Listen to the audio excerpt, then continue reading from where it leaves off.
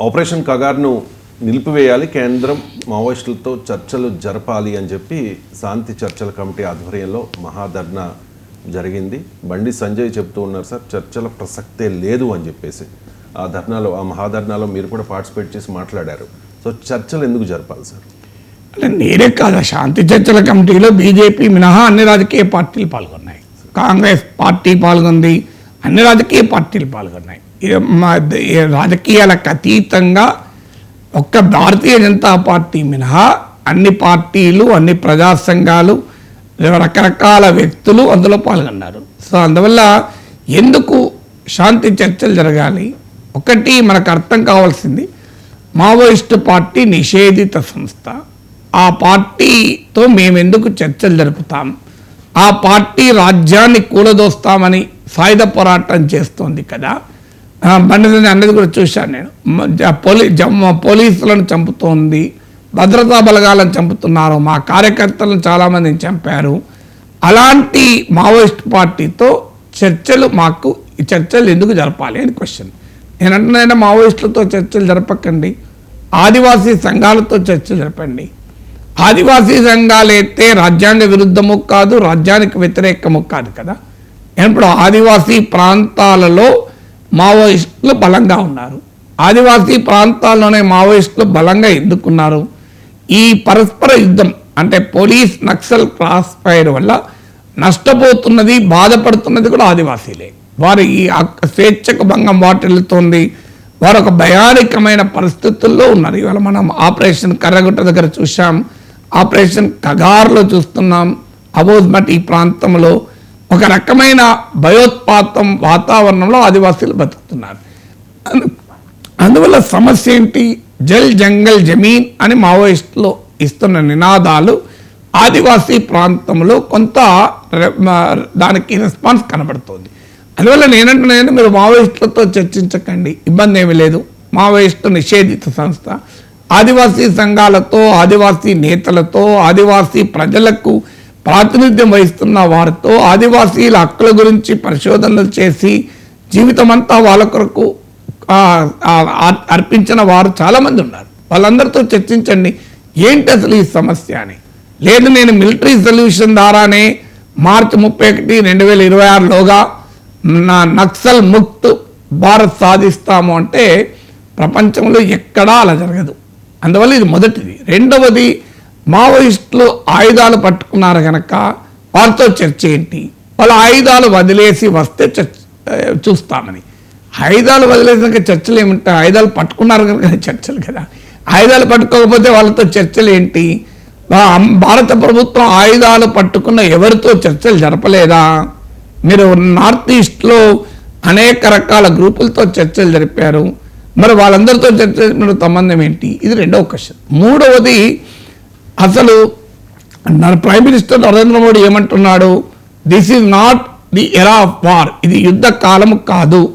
Problems cannot be solved in a battle field. యుద్ధ భూమిలో సమస్యల పరిష్కారం కాదు, డైలాగ్ ద్వారా మాత్రమే సమస్యలు పరిష్కరిస్తాం. ఇది ఎవరు నేను చెప్తున్నా కానీ నరేంద్ర మోడీ చెప్తున్నది. సో ఎక్కడ సైప్రస్లో చెప్పాడు, మాస్కోలో చెప్పాడు, అంతలా చెప్తున్నాడు.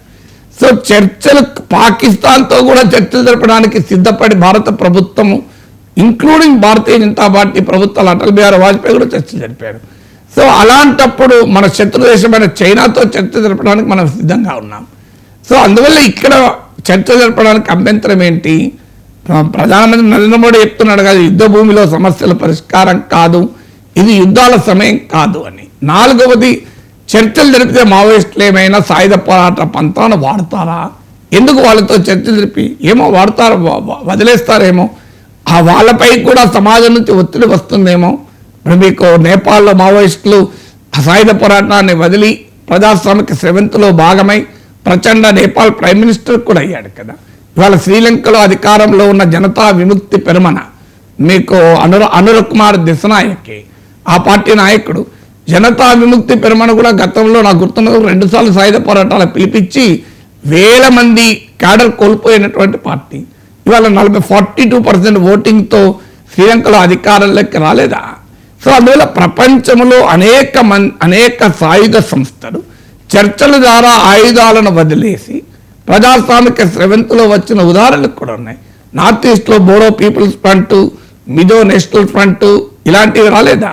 ఈవెన్ బీజేపీకి కూడా మిత్రపక్షాలుగా మారిన సందర్భాలు కూడా ఉన్నాయి కదా. అందువల్ల చర్చల ద్వారా సాయుధ పోరాటాలు జరుపుతున్న వారిని ఆయుధాలు వదిలేలా చెయ్యవు అని గ్యారెంటీ ఏమీ లేదు.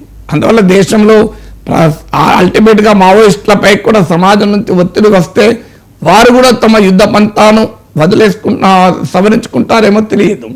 ఇక 5వది, మావోయిస్టులు ఇప్పుడు బలహీనమైన దశలో ఉన్నారు కనుక వాళ్ళు చర్చలు అడుగుతున్నారు. ఈ సమయంలో చర్చలు జరపడం వల్ల వాళ్ళు మరింతగా బలపడతారు అని. సో బలహీనంగా ఉన్న అల్టిమేట్గా యుద్ధంలో ఎదురు దెబ్బలు తగులుతూ ఉంటాయి.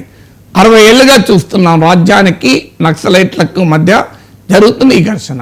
వివిధ సందర్భాల్లో ఒకరికి పైచేయి వస్తుంది, మళ్ళీ తర్వాత పరిస్థితులు ఉన్నంత కాలం ఆ పరిస్థితులు కొత్తగా ఇలాంటి సవాళ్ళను సృష్టిస్తూనే ఉంటుంది. అందువల్ల ఒక డెమోక్రసీలో ఒక సమస్యకు, ఎందుకంటే మనకు అర్థం కావాల్సింది మావోయిస్టుల పంతా తప్పు కావచ్చు, సాయుధ పోరాటం ద్వారా ఈ కాలంలో రాజ్యాధికారం అనేది రాంగ్ నినాదము, తుపాకీ కొట్టడం ద్వారా రాజ్యాధికారం, ప్రపంచం మారిపోయింది, రాజ్యానికి ఉండే వార్ టెక్నాలజీ మారిపోయింది, సమాజంలో ప్రజల స్వభావం మారిపోయింది. ఈ పరిస్థితుల్లో ఇంకా నేను అడవుల్లో ఉండి సాయుధ పోరాటం చేస్తానంటే సమాజం మారదు. సమాజం ప్రజా ఉద్యమాల ద్వారా మారుతుంది. కానీ అల్టిమేట్గా సమస్య ఏంటి? ఇది ఒక పొలిటికల్ సమస్య. సో పొలిటికల్ సమస్యకు పొలిటికల్ సొల్యూషన్ ఉంటుంది తప్ప మిలిటరీ సొల్యూషన్ ఎప్పుడూ ఫైనల్ సొల్యూషన్ ఇవ్వదు. అందుకొరకు చర్చలు జరపంటున్నాను. చర్చలు జరప అనేది మావోయిస్టుల కొరకు కాదు, ప్రభుత్వం కొరకు కాదు. మావోయిస్టులు చర్చలు జరిపినా జరపకపోయినా తేడా లేదు. వాళ్ళు AK-47 పట్టుకొని అడవుల్లోకి పోయినప్పుడు చర్చల కొరకు పోయారు అడవులు. వాళ్ళ విధానము, వారు సాయుధ పోరాటం చేయాలని వెళ్ళారు. అందువల్ల చర్చలు జరిపినా జరపకపోయినా వాళ్ళ విధానం మార్పు రాదు, ప్రభుత్వ విధానం మార్పు రాదు. కానీ ప్రజలకు బెనిఫిట్ అవుతుంది, ఆదివాసీల బెనిఫిట్ అవుతుంది. మీకు అనేక ఆదివాసీ పోరాటాల వల్ల భారత రాజ్యాంగంలో షెడ్యూల్ 5 వచ్చింది. స్వాతంత్రానికి ముందు మన అల్లూరి సీతారామరావు నాయకత్వంలో మన్యం రివోల్ట్ చూసాం. మహారాష్ట్రలో రకరకాల ప్రాంతాల ఆదివాసీ పోరాటాలు చూసాం. వాటి ఫలితం ఏంటి అన్నప్పుడు మీకు భారత రాజ్యాంగంలో ఆదివాసీ ప్రాంతాలకు ప్రత్యేక హక్కులు, ప్రత్యేక రక్షణలు వచ్చాయి. తర్వాత అనేక పోరాటాల వల్ల అటవీ హక్కుల చట్టం వచ్చింది, 170 చట్టం వచ్చింది. ఈ మావోయిస్టులతో ప్రభుత్వం కనుక చర్చలు జరిపి ఈ సమస్యకు పరిష్కారాన్ని వెతికే క్రమంలో కొంత ప్రాణ నష్టం ఆగిపోతుంది, ఆదివాసీల హక్కులకు కొంత రక్షణ రావచ్చు, ఆదివాసీ ప్రాంతాల్లో ఉన్న భయానిక పరిస్థితులు మారవచ్చు, ప్రజా సమస్యల పైన ఒక ఓపెన్ డిబేట్ ఎజెండా నడవచ్చు. అల్టిమేట్గా మావోయిస్టులు కూడా మనసు మార్చుకొని తమ విధానాన్ని మార్చుకొని సాయుధ పంతా వీడటానికి ప్రభుత్వం వైపు నుంచి ఒక నిర్ణయాత్మక కృషి ఉంటే సమాజం నుంచి కూడా వారిపైన ఒత్తిడి వస్తుందేమో, హూ నోస్. సో అందువల్ల చర్చలు ఏ ప్రాతిపదిక జరపని అంటున్నాం? భారత రాజ్యాంగం ప్రాతిపదిక జరపండి.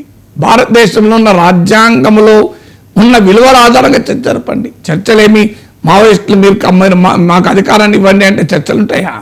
ఆ కాన్స్టిట్యూషన్గా ప్రజలకు ఉన్న రైట్స్ ఏంటి, ప్రజలకు ఉండే హక్కుల చుట్టూ కనుక చర్చలు జరిగితే అది కనీసం ప్రజాస్వామ్యంలో కొంత బెటర్ రిజల్ట్ రావడానికి అవకాశం ఉంటుంది కదా.